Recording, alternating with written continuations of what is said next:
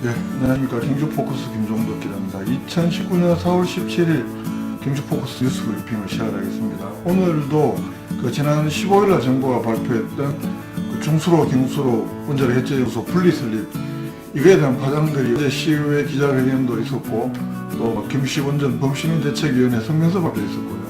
여러 가지 지금 반응들이 현재까지 지금 계속 나오고 있는 상황. 그래서 일단 오늘은 시작은 이 원해연 분리설립, 그러니까 중수로, 경수로, 경주에 있는 중수로 해체 기술, 이 설립에 대한 지금 정치권들의 반응 중심으로 한번 알아보겠습니다. 일단 정치권에서는 자유한국당 의원들을 중심으로는 자유한국당 국회의원도 그렇고, 또 자유한국당이 절대다수인 경주시의회도 그렇고, 또 도의회도 그렇고, 일단 수용에 대해서 매우 유감이다 또는 수용 불가다, 이런 입장들이 나오고 있고요. 반면 민주당에서는 이건 뭐 현실적으로 어쩔 수 없는 결정 아니냐, 오히려 경주를 필요한 측면도 있다, 이런 주장을 하면서 오히려 이런 일부 자유한국당 중심 정치권 반발에 대한 비판을 하는 그런 분위기로 현재 전개되는 영상입니다. 한번 기사를 보시면서 제가 설명을 한번 해드리겠습니다.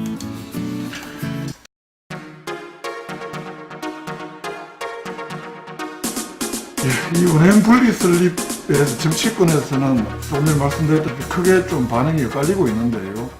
이 자유한국당 김석기 의원은 그날 정부가 발표했던 15일 당일날 이건 도저히 수용할 수 없다, 이런 수용 불가 입장을 밝히기도 했고요.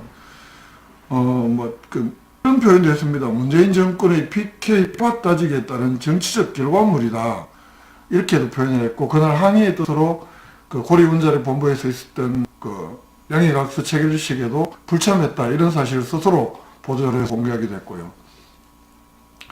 또 경주시의회는 어제 기자회견을 했습니다. 어제 기자회견을 열어서 중수로, 경수로 이렇게 연구소로 분리한 것은 원해연 본래의 기능을 무시하고 지역 갈등을, 이건 또 이렇게 표현을 합니다. 지역 갈등을 조장한 최악의 결정이다, 시민과 규탄한다, 이러면서 중수로, 경수로 분리 결정을 취소하라, 이렇게도 요구를 했고요. 이날 경주시의회, 어제 경주시의회 의원들이 기자회견장에는 유길 의장을 비롯해서 자유한국당 소속이 전체 21명 가운데 15명이에요. 그 15명 가운데 이제 12명 자유한국당 소속 의원들이, 민주당 소속 의원들은 현재 4명인데 그 가운데 김상도 의원 1명, 이렇게 총 13명이 참가를 했습니다. 전체 의원 21명으로 보면 절반이 조금 넘는 숫자였죠. 이 때문에 시의회 내부에 좀 다른 의견, 이견이 있는 것 아니냐. 특히 민주당 의원들이 3명이나 안 보였기 때문에 이거 민주당 의원들하고 좀 이견이 있는 것 아니냐, 이런 질문, 현장에서 기자 질문도 있었지만 윤석열 의장은 업무상 출장을 가거나 개인 일정 등으로 이 기자회견에 불참을 했지만 뜻은 다 같이 하는 거다라면서 이견이 없다, 이렇게 말했습니다. 또 아까 조금 전에 말씀드렸다시피 이날 기자회견장에는 13명 중에 12명이 자유한국당인데 그 중에 1명은 더불어민주당 소속 시의원이었거든요. 근데 그리고 그게 참가하지 않았던 나머지 3명의 시의원들도 현재 별도의 입장을 공식적으로 밝히지는 않고 있어서, 어쨌든 어제 윤석열 의장이 이야기했던 의원의 현재까지는 별다른 이견이 바깥으로 표시되고 있는 양상은 아닙니다. 그런 상황이고요. 어제까지 그런 시간들이 있었다면, 오늘 또 자유한국당 소속 최병준, 배진석, 박성직, 박차양 의원, 도의원 4명 전원이 자유한국당 소속이잖아요.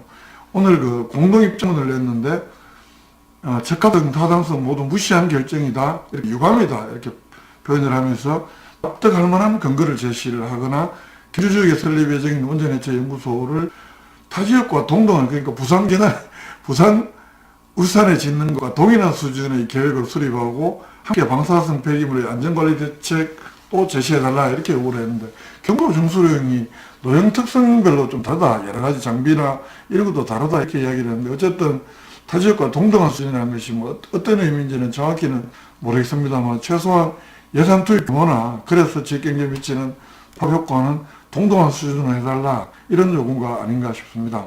반면에 더불어민주당 임백은 위원장은 어제 관광 거점 도시 육성을 위해서 본인이 최선을 다하겠다, 이런 기자회견을 하는 자리에서 임백은 위원장은 11시에 기자회견을 했고 10시 반에 경주시 의원들의 기자회견이 있었는데 그걸 옆에서 지켜봤기 때문에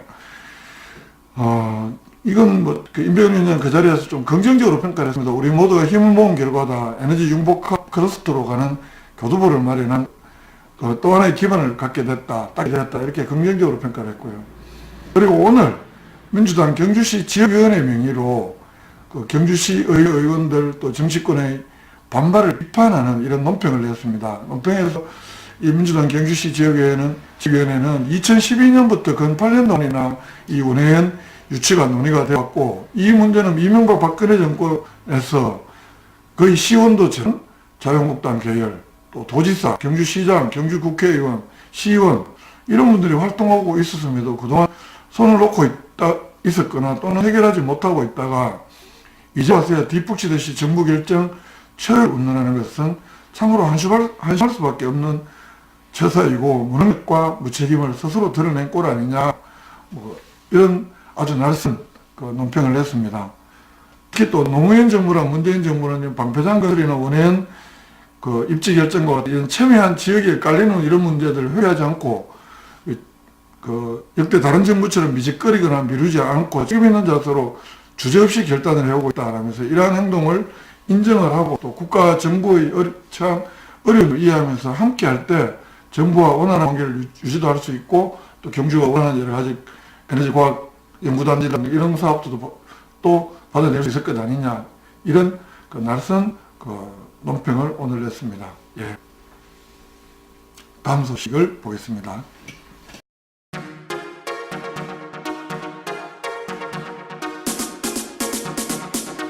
다음 두 번째 소식은 한번 포커스가 팩트 체크를 한번 해보겠습니다. 윤병일 시의회 의장 어제 기자회견 하면서 고준위 폐기물도 방패장 특별법에 반드시 2016년까지는 중저준위 방패장, 그러니까 처분장이 있는 곳에는 두지 않겠다고 했는 약속도 이 정부가 이행하지 않고 있기 때문에, 그러니까 사용 해결료 처분장 또는 사용 해결료 고준위 방사성 폐기물도 가져가야 한다, 이렇게 말했습니다. 또한 시의회 기자회견에서는 정부는 이 경주 방패장 특별법으로 2016년까지 사용 해결료를 타 지역으로 방출하기로 한 약속을 즉시 이행하라, 이렇게 요구를 했는데요. 이 주장은 과연 사실일까요? 먼저 윤병일 의장의 어제 기자회견 동영상부터 한번 이 부분에 동영상부터 한번 보시겠습니다. 지금까지 우리가 방패장을 유치하고 특별법에 지원하는 부분이 지금 제대로 되지 않고 있지 않습니까? 그리고 이제 원외연을 당초에 할 때 이렇게 분리하는 것은 얘기를 하지도 않습니다. 참 국가가 이 지방자치에 어떤 기만하는 이런 술책을 쓰는데 그 부분에 대해서 이런 회를 통해 강력하게 항의를 합니다.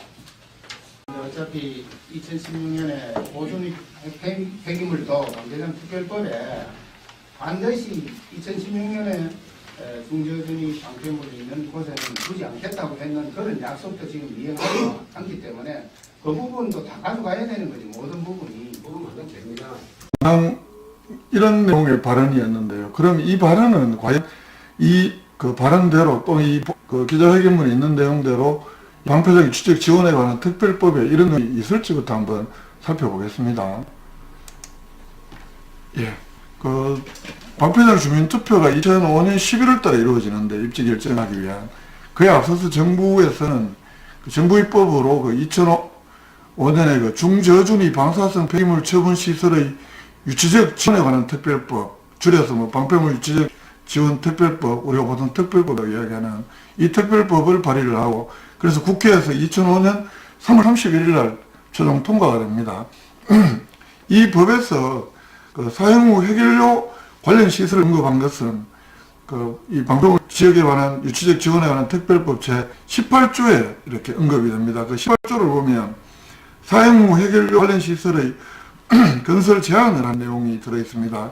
그대로 한번 읽어보면요. 원자력 안전법 제2조 제5호에 따른 사용 후 해결료의 관련 시설은 유치지역에 건설하여서는 아니 된다, 이런 규정입니다.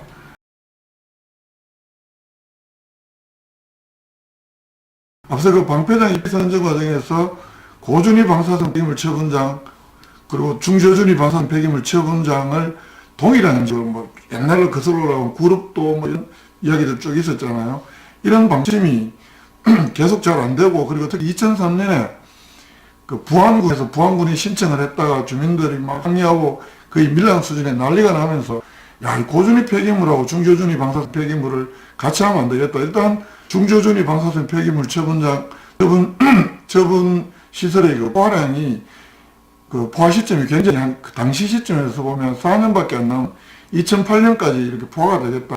그러면서 정부에서는 당시 노무현 대통령 때 그 2004년 12월 17일 날 253차 원자력위원회 그 위원장이 당시에는 이해찬 국무총리였고요. 현재 그 더불어민주당 당대표시잖아요. 그 253차 원자력위원회 결정으로 중저준위 폐기물 처분장하고 방사성 폐기물 처분장하고 고준위 방사성 폐기물 처분장은 분리해서 건설하기로 방침을 확정을 한다. 말 그대로 그동안에 한 곳에 중저준위 방사성 폐기물 처분장과 고준위 폐기물 처분장을 하겠다는 이런 방편호 관리 정책이 일대 크게 전환이 이렇게 온 것이죠. 이건 뭐 그 중저준위 방사성 폐기물 처분장 건설이 우선 시급한데 혹시 그 지역에 또 고준위 방사성 폐기물 처분장도 그 위험한 것이 들으면 어떡하냐 이런 그 국민들의 우려가 많았기 때문에 정부가 이제 일단 급한 것부터 불을 끄자 분리 추진 쪽으로 가닥을 잡았고요. 그래서 이 조항을 그래서 중저준위 방사성 폐기물 추적 지원에 관한 특별법에 중저준위 방사성 폐기물 처분장을 만드는 지역에는 고준위 방사성 폐기물 처분장은 만들지 않겠다라는 것을 이 관련 법에 명시를 합니다. 이 법에 따라서 현재 그 공론을 다시 하는 재검토위원회나 또 박근혜 정부 때의 그 사용후 해결료 관리 정책 여기에 따라서 고준위 폐기물 사용후 해결료 중간 저장 시설이나 연구 처분장은 경주에는 건설할 수가 없습니다. 이 특별법을 바꾸지 않는 한은요. 그래서 현재 논란이 되고 있는 그 사용후 해결료 그 한수원에서는 임시 저장 시설이라고 이야기를 하고 또 그전에도 임시 저장 시설 인백스 주화 건설할 때 이건 관련 시설이 아니고 관계 시설이다. 이렇게 하면서 지었고 아니 관계 시설 관련 시설은 규정을 따져봤을 때 이건 말도 안 되는 관련 시설이다. 그렇기 때문에 맥스터를 추가로 지으면 안 된다. 이런 환경단체들의 반대운동도 현재 여전히 있는 겁니다. 그렇기 때문에 정부에서 수용성을 높여라. 그것도 문재인 대통령이 아니라 박근혜 정부 때 이걸 현재까지도 보류하고 있는 상황입니다. 2016년 4월 달에 신청을 했는데 맥스터 지금 추가 건설은 울산원전은 그 포화가 돼가고 있음에도 불구하고 2021년에 포화가 된다 그러잖아요. 예전에 결정을 하고 있지 못한 상황인데 어쨌든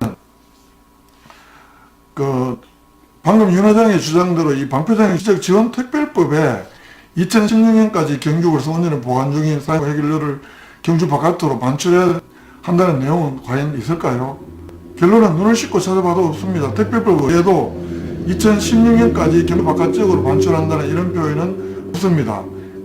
적어도 표현상으로 보면 그 16일 경주시의회 기자회견문 윤병길 의장이 2016년까지 특별법에서 정부가 약속했잖아. 그 약속을 이행해라. 이 주장은 이 발언은 사실상은 팩트체크를 해보면 틀린 내용입니다. 그러면 이런 과장된 내용이 각종 경주시의회 회의, 경주시의 뭐 공식 회의 이런 공연이 사실인 것처럼 이렇게 이야기가 되고 있고 또 방송이나 언론에서 어제 보니까 그 원전 특별위원장도 특별법에서 이거 2010년까지 나가야 되겠다 이런 주장도 MBC 뉴스에서 하고 있던데요. 이게 사실과 다른 겁니다. 특별법에는 이런 내용이 없고요. 그런데 경주 시민들 또는 시의회에서 2016년까지 정부 약속을 이행을 촉구하는 근거들은 영 없는 것은 아닙니다. 예컨대 1998년에 있었던 제 249차 원자력위원회에서는 동일한 장소에 2008년까지 중저준위 방사성 폐기물 처분장, 2016년 12월까지 고준위 방사성 폐기물 중간 저장 시설을 중단한다 이렇게 되어 있거든요. 동일한 장소에 중저준위 방사성 폐기물 처분장과 2016년까지 고준위 폐기물 처분장을 건설한다 이렇게 되어 있던 것이 이렇게 추진해 보니까 안 되니까 그 노무현 대통령 때는 현실적으로 2004년 12월 달에 제253차 원자력위원회에서 이걸 중저준위부터 먼저 하고 이 고준위 방패물 처분장은 일단 2016년까지 각 원전 내에 보관을 하고 그리고 어떻게 할 것이냐는 중장기적인 기술력의 발전 정도 중장기적 검토 과제로 이렇게 남겨놓습니다. 이걸 두고 2010년까지 정부 약속 이행을 우리가 요구할 수 있는 건지 없는지에 대해서는 법률학자들한테 한번 저도 내일 물어보고 한번 추가로 이렇게 보도를 할 예정입니다. 예, 이상으로 두 번째 팩트 체크는 마치겠습니다. 이제 그 간단한 단신들 좀 한번 살펴보도록 하겠습니다.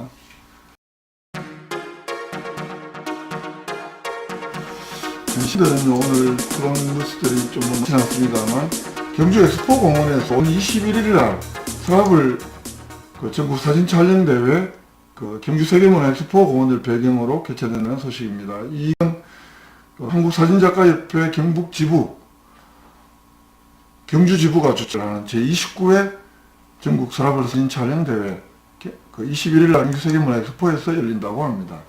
다음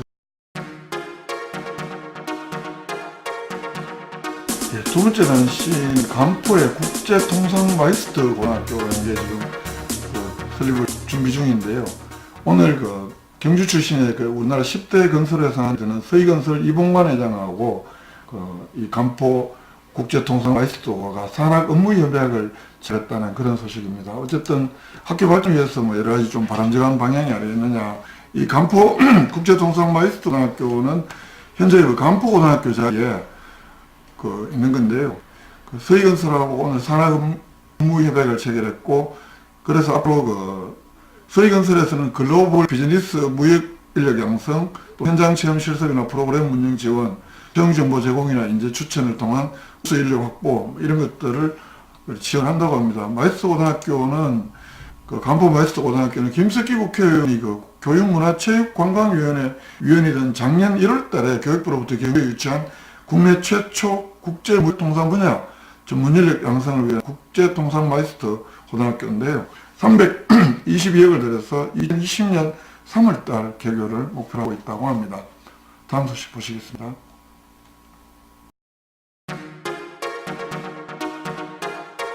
네, 다음 단신은 준경시장 그리고 전우원 경상북도 경제부지사 이렇게 지난 16일부터 어제부터 18일까지 일정으로 중국 투자유치 사절단 투자유치 활동을 하고 있는데요. 중국의 장수성 남경 난징에 있는 장수젠캉 자동차 또 안휘성 허페이시에 있는 구리장그룹 방문해서 투자유치 활동을 전개하고 있다고 하는데요. 경주시에서는 이를 통해서 그 미래형 자동차 부품벨트의 중심지를 만들기 위한 그런 경주시와 경상북도의 노력이 가시화되고 있다. 이런 전망을 내놓고 있습니다. 투자유치 성과가 얼마나 있을지 좀 더 지켜볼 일이고요. 다음 단신으로 알아보도록 하겠습니다.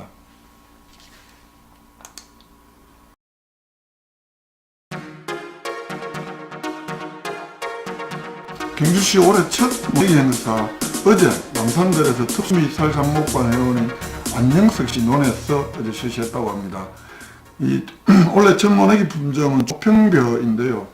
그 전문가에 지난달에 모짜리를 만들지 한 달 만에 첫 모내기를 했다고 합니다.